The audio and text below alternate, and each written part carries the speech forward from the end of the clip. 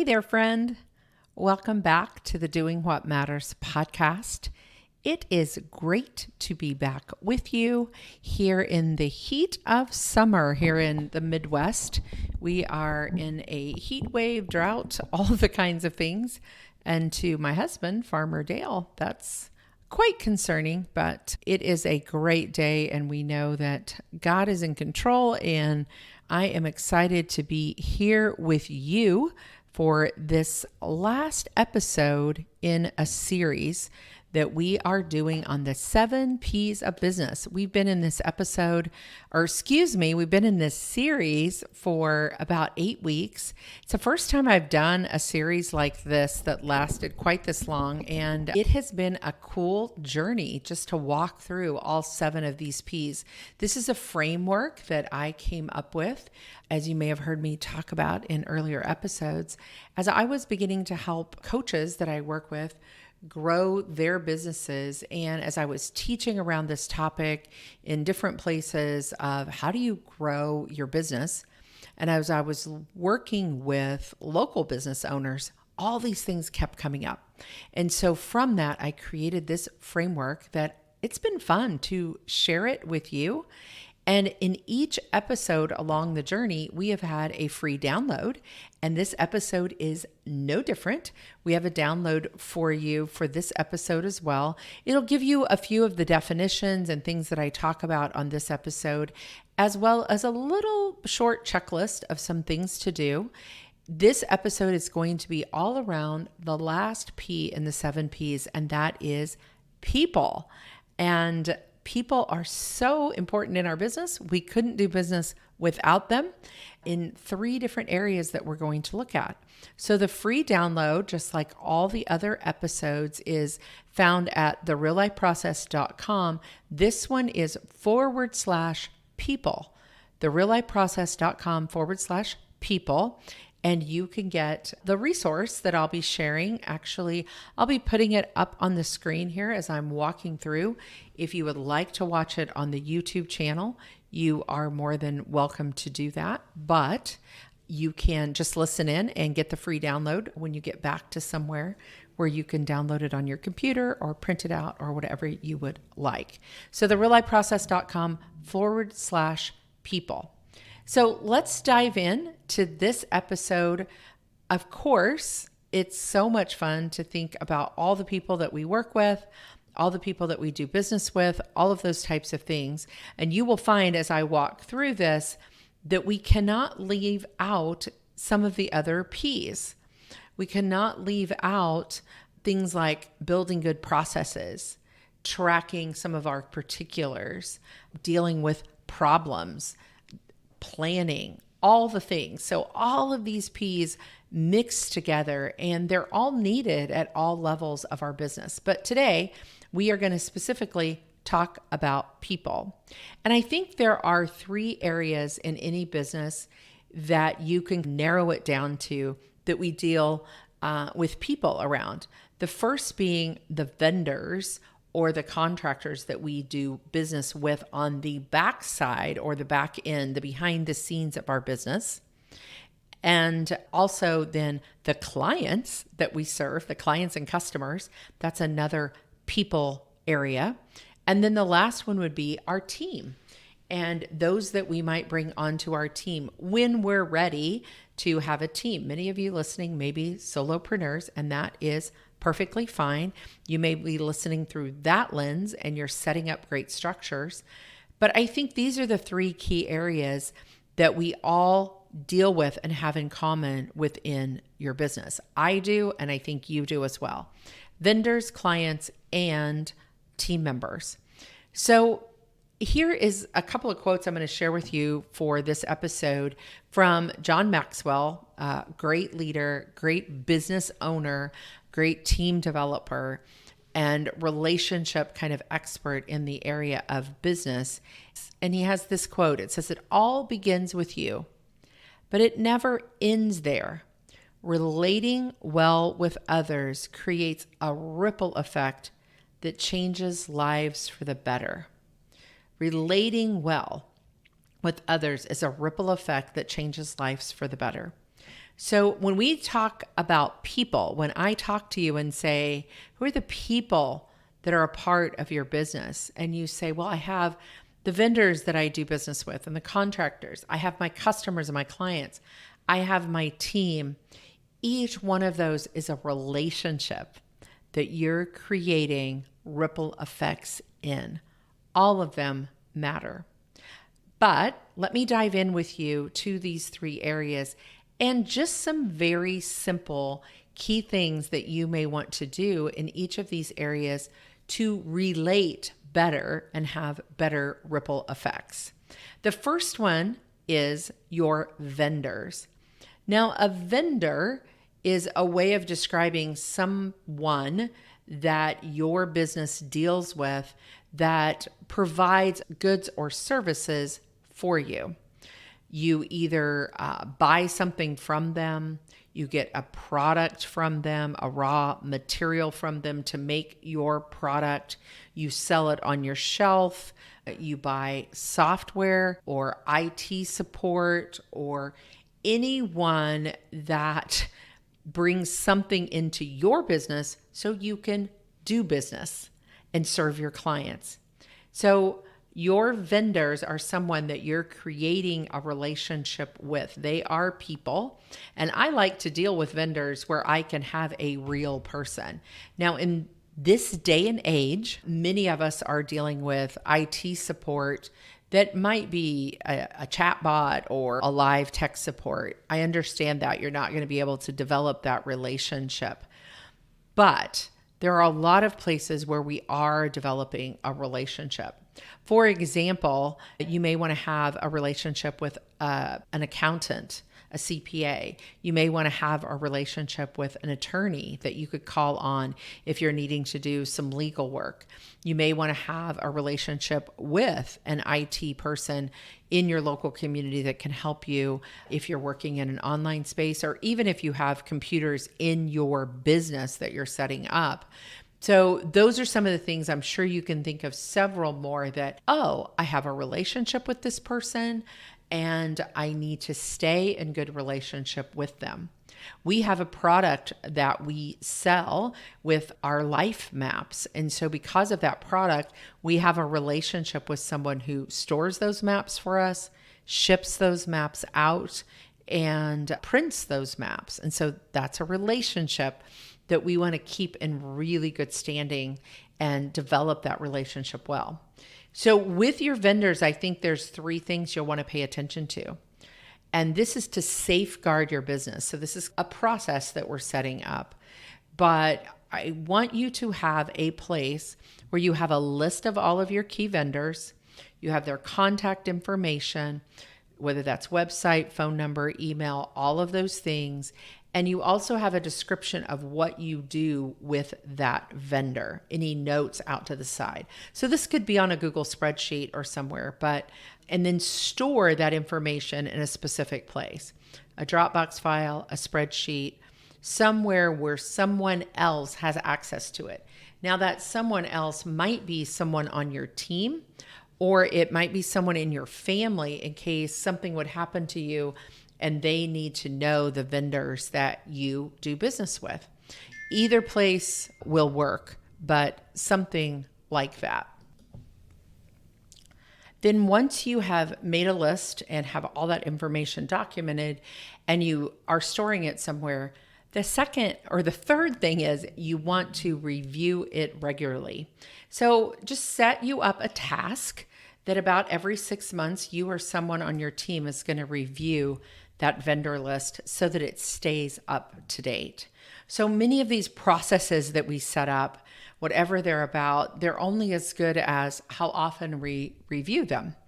But it will not take you long to review and make sure that you have a list of your vendors and that you're building a great relationship with them and that you know who they are and you're paying attention to who you're doing business with. Okay, the second area under the 7 P's of business called people is your clients. Your clients or your customers, however you would refer to them, are those people that purchase goods and services from your business, and they are the focal point of your business activity. And so their satisfaction is going to determine the success or failure of your business. And the number of clients, the number of customers that we are maintaining and being able to know that information about them, a good relationship with them. Remember, a good relationship has a ripple effect. And so excellent service and reliability of the products or services that you sell is key in a positive relationship and a positive reputation from your clients. So here's what I recommend to start maintaining that relationship. First of all, having a process set up for tracking clients and customers. You could use software to do that, like a client relationship management software, a CRM. You could start it on a very simple spreadsheet, depending on the number. If you're giving services is the way that you retain revenue, then you could have something as simple as possibly a spreadsheet. But as your business grows, you're probably going to have some type of back-end software that you get from a vendor that you're using. There may be something industry specific for you, or it may be something more general that you can use to track your clients, and a process for doing that, how you onboard them or how they make beginning contact with you, all the way through if you're giving them a service or a product. Now, if you're a business that's just selling product to them, it's going to look a little bit different, but we still need a good process for tracking how much they're purchasing, all of those types of things. And here's why. It is so much easier to keep a new and existing client or customer than it is to go find a new one. So we want to set up a good process. This is the second thing you want to do, is set up a good process for retention. And retention can come through things as simple as we send a birthday card, we send an anniversary card, we have a loyalty program, we have a membership program, we send gifts along the way. How do you retain your clients? Are you offering them specials? Are you giving them discounts on certain products if they buy this product or service? Those types of things. So getting up on the balcony about what your retention program is and what you think will appeal to your clients and your customers. So you try something and that didn't seem to appeal as much as something else that you did. So what are the things and what is the process over a year's time? If I was a customer or I was a client, what would the process be for me to stay a client or a customer with you? What are those little things that you do that make you stand out and are different? So you want a process for that. And then the third process is, how are you going to communicate with your clients or customers? Now, I think the number one thing is to communicate by having their email. Now, definitely we're going to market on social. We're going to maybe talk to our clients here and there through a texting app or something like that. But for the most part, most of our really great communication, even if you're selling a product, is through email in this day and age, as I would like to say. So we want to make sure that we have a communication process. How often are we communicating? Do you have a newsletter? Do you have something you send out monthly, or do you run weekly specials? Or what is it and where are you communicating that? There is a lot of, in the CRM software that I talked about in the beginning, there are some pretty fancy CRM softwares that will send automatic texts and specials, and you can set them all up on the back end. But for a lot of us, when we first started our business in the first 1 to 3 years, we're just building up our number of people, and we can do something pretty simple in communication.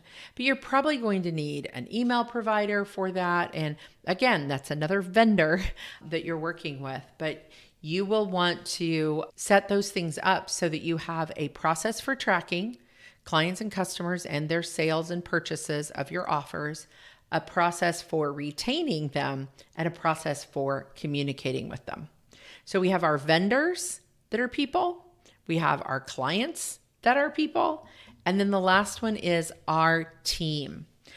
Now, our team, or your team in this example, is those people that you've either are employing or you are contracting to do work for you. You may or may not have this yet, and that's okay. But I want you to continue to listen even if you don't have a team yet, because you may someday, and it's important how you structure and how you set that up. A team in a business context is the group of individuals who work together towards a common purpose. And usually, do you hear that word purpose? That's our very first P. So your team is going to need to know what that purpose is. So you're going to need to communicate that as the business owner, as the CEO of your business. These members then often bring their diverse skills, their experience, and their perspective to the table, which enhances their creativity and helps them help you solve problems, either with clients and customers or with vendors or within the team, depending on what their role is. So collaboration, communication, and coordinating all of their efforts together to improve processes and deliver on the projects, deliver on what you need. And you could have team members that work very few hours a week up to working a full-time position. And you can employ them both as an employee or a 1099 contractor. I have chosen in the work that I do to employ people as a 1099 contractor, but you could do one or the other or both. So here's where you want to start when you think about team members. The first place is create that team member a scope of work. So as you're talking to the person, as you're interviewing them, that you have a process for onboarding them, but then you create a scope of work. Here are the things that are your responsibility, and here's who you report to, here's your benefits, here's all the things that come in this scope of work, whether you're a 1099 or an employee. And each one is individual. And then along with that, you need to think about when you're going to review that scope of work. So that's the second thing you want to do when you're working with your team, is how often are you reviewing their scope of work? I think it's really important to do a 90-day review, and then you can either go out 6 months, and then you can finally go out to a year. And if someone's been with you for a while, you might be able to get by with yearly reviews. You may want to do something every 6 months, but decide now, pre-decide, as I say, what you want that process to look like for regular review. And then the last thing is to have a clear communication process with your team, especially if you're virtual. To have regular times that you are communicating with them, that they're communicating back with you. Maybe you need to have some regular meeting times with team members. Remember, part of the P of plan is a team meeting at least once a month with all of your team.